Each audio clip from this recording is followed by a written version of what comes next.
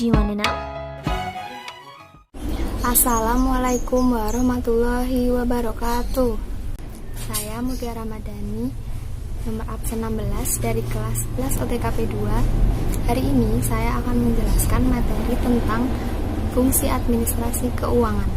Sebelumnya, kalian udah tahu belum sih apa itu pengertian administrasi keuangan?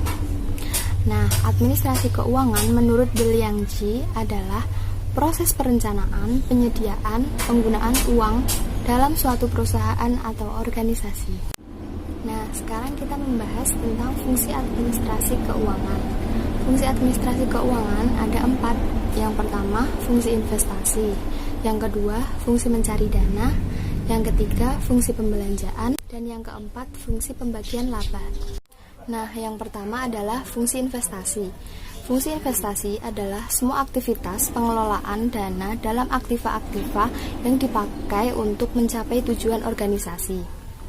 Investasi bisa didapatkan dari modal organisasi atau dari luar organisasi. Investasi ternyata dibagi menjadi 2. Yang pertama, investasi jangka pendek, dan yang kedua, investasi jangka panjang. Untuk investasi jangka pendek, misalnya adalah kas, piutang, persediaan, dan sebagainya.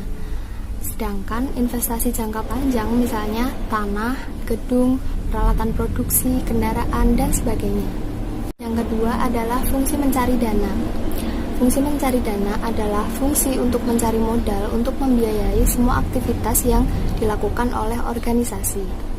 Artinya, suatu perusahaan harus memilih apakah dana yang diambil dari pinjaman jangka pendek, jangka panjang, atau dari modal perusahaan itu sendiri. Nah, yang ketiga adalah fungsi pembelanjaan.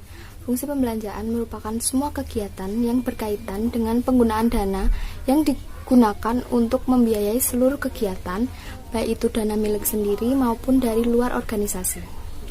Dengan kata lain, fungsi ini berkaitan dengan proses produksi maupun proses pendukung produksi.